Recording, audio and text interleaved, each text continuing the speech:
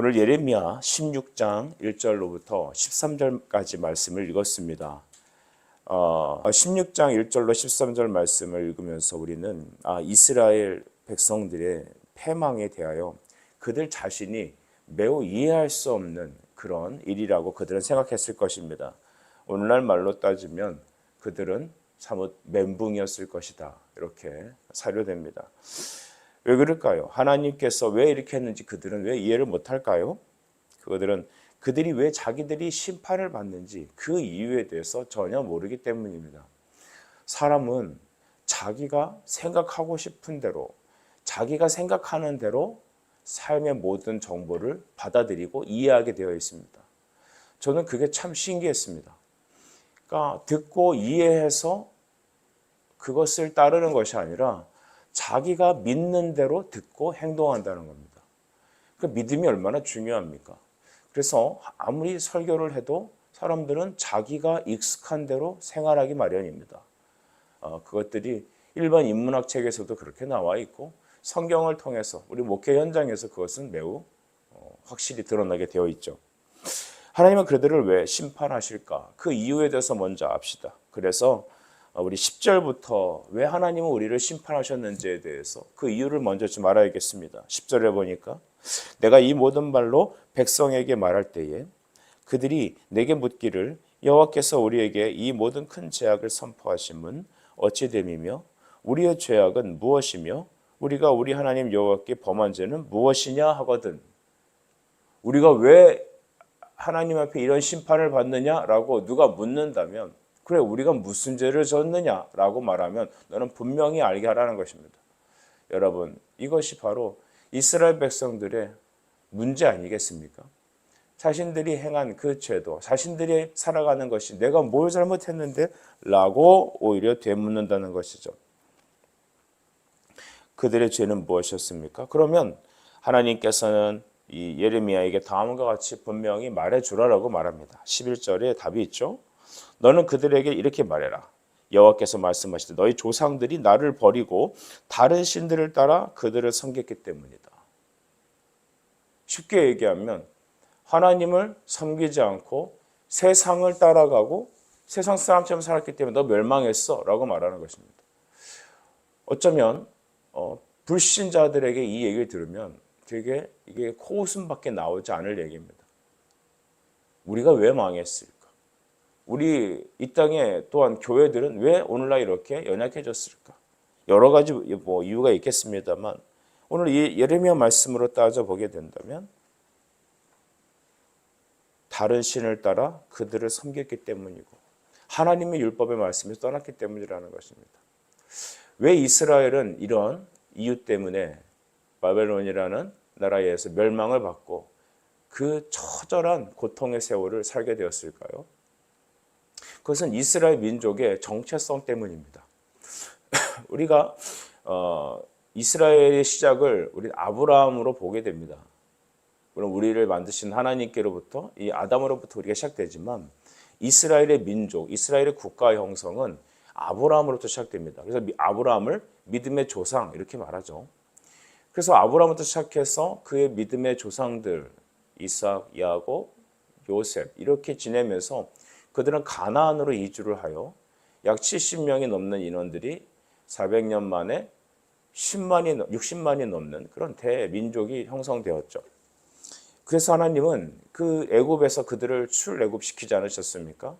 하나님이 모세를 통하여 출애굽시킬 때 그들에게 이 출애굽의 이유에 대해서 말하는데 그럼 바로 앞에 가서 모세가 하는 말에 우리가 근거할 수 있습니다. 이 백성을 보내라. 그들이 내가 정한 그곳에서 나에게 예배를 드리게 할 것이다. 희생을 드리게 할 것이다. 그렇습니다.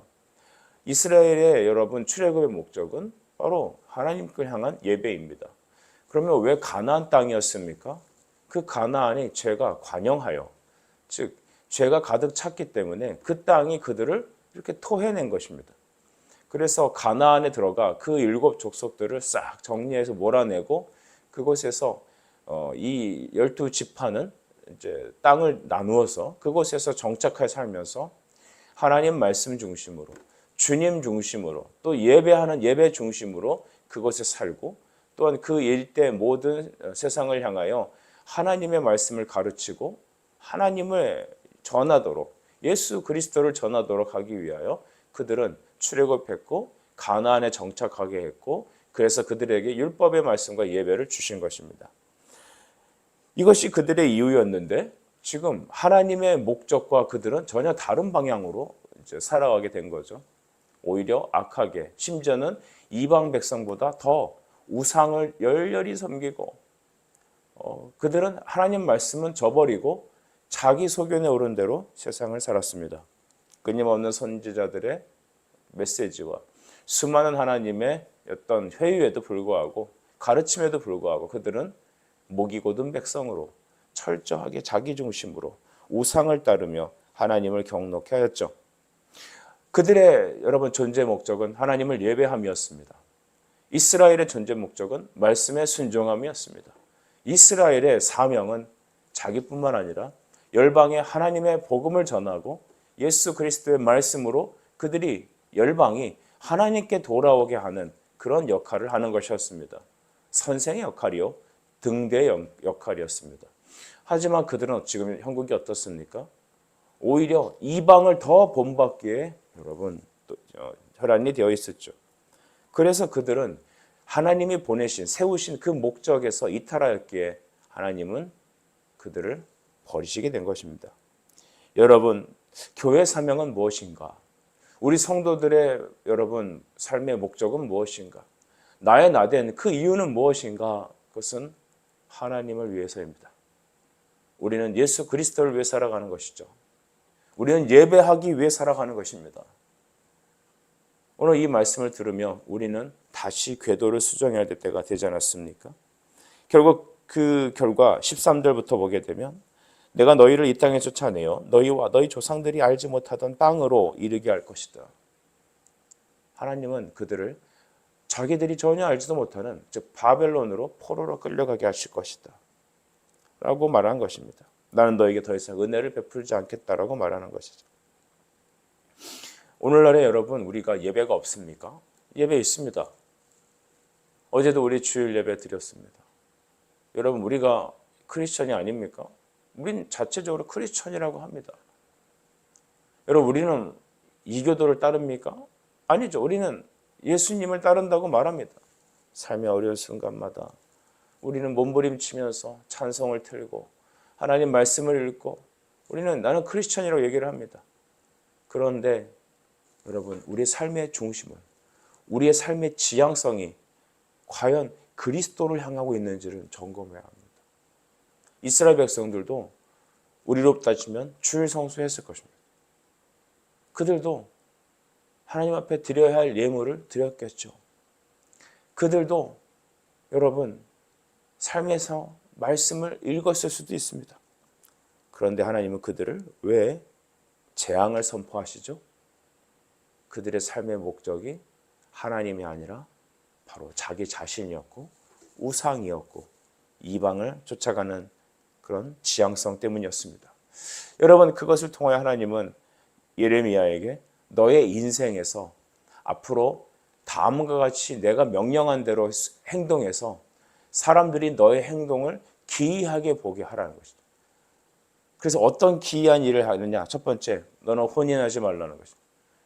예레미야 너는 혼인하지 말고 자식을 두지 마라. 두 번째, 장례식에 참여하지 말아라. 셋째, 너는 잔치집에 들어가지 말아라. 여러분 우리가 사회적 관계가 있는데 어떻게 여러분 이 일이 가능합니까? 그런데 이런 자기의 삶을, 선지자의 삶을 이렇게 구현해냄으로써 사람을 살아가면서 사람들로 하여금 하나님의 메시지를 전하라는 것이죠. 첫째, 그러면 1절부터 여러분 4절까지 말씀 보시는데 2절 보실까요? 너는 이 땅에서 아내를 맞이하지 말며 자녀를 두지 말아라. 결혼하지 말아라. 왜 결혼하지 맙니까? 왜 자녀를 두지 맙니까? 그것은 4절, 2절 이후에 독한 병으로 죽어도 아무도 슬퍼할 사람이 없기 때문입니다. 그러니까 내가 병으로 죽어도 나를 위해 애곡할 사람이 없기 때문에 너 아예 결혼하지 말아라. 또 너를 묻어줄 사람이 없을 거다.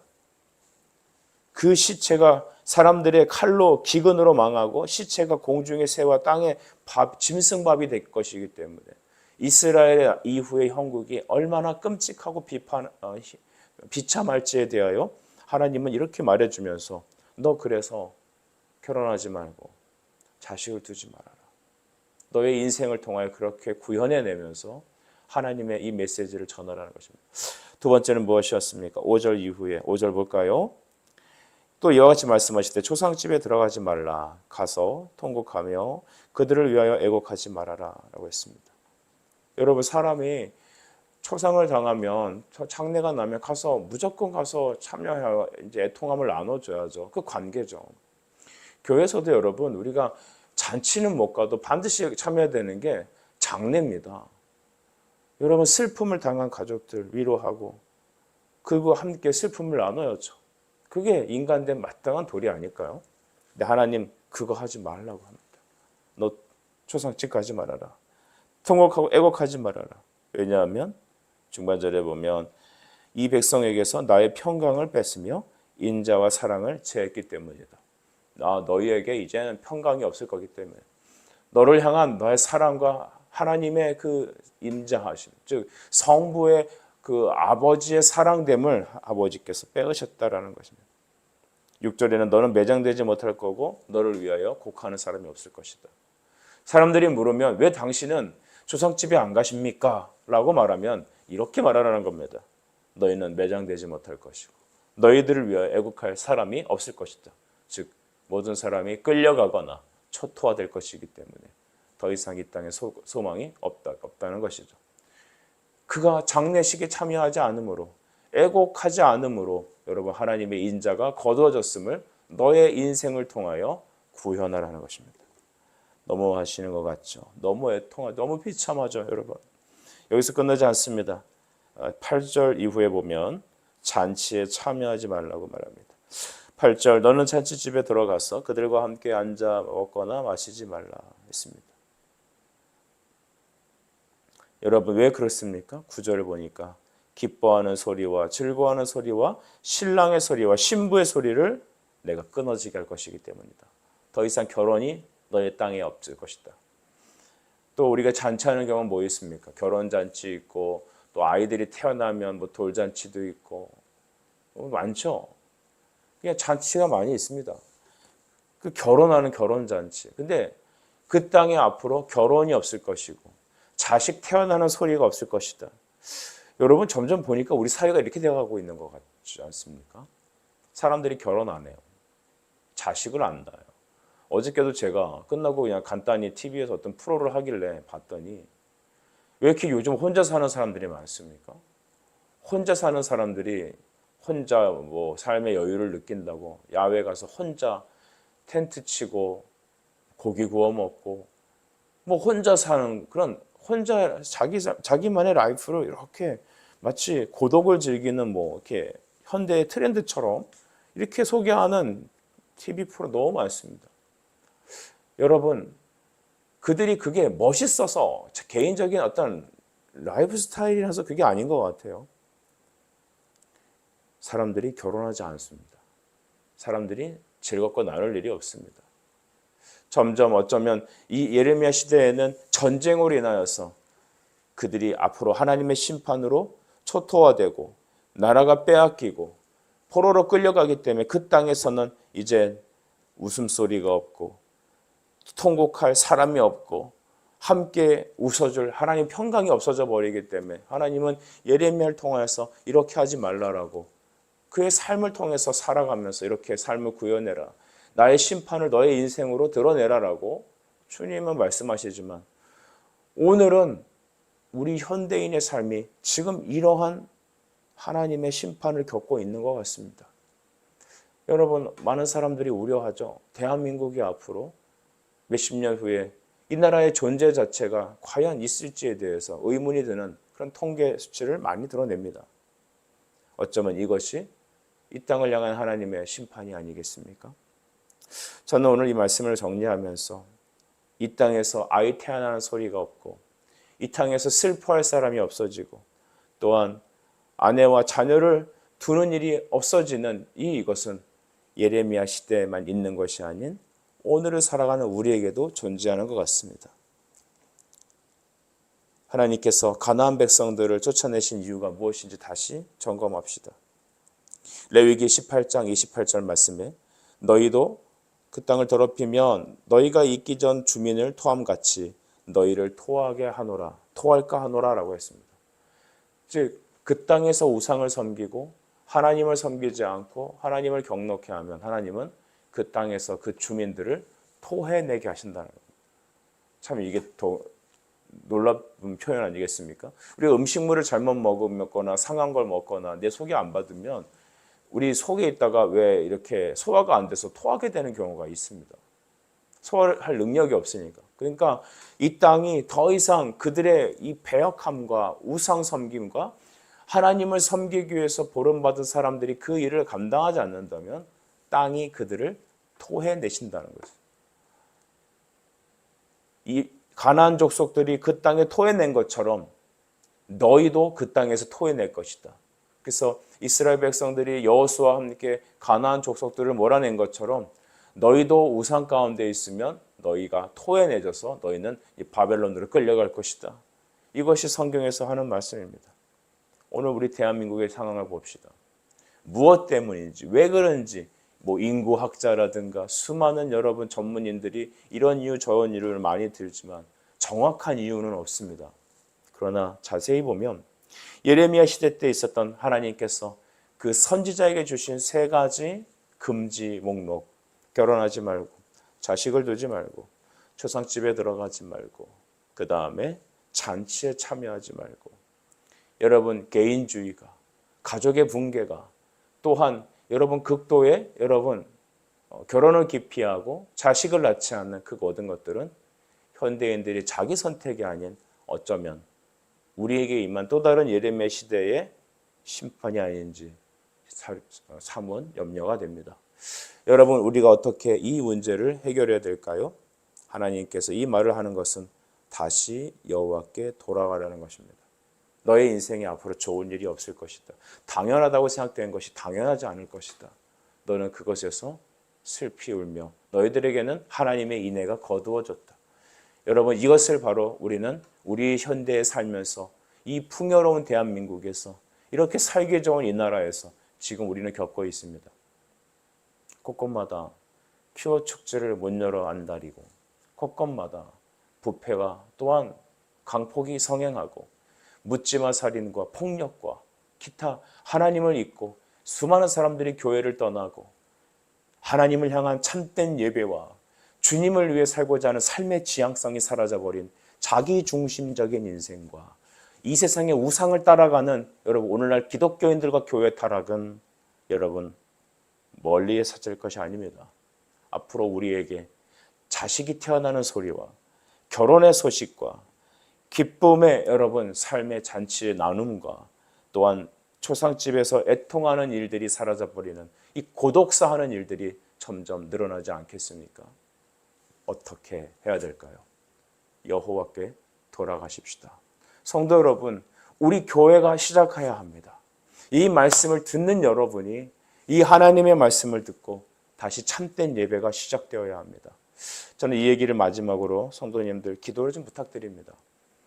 저는 여러분 우리 교회가 정말 예배를 시작한 지가 얼마 되지 않습니다.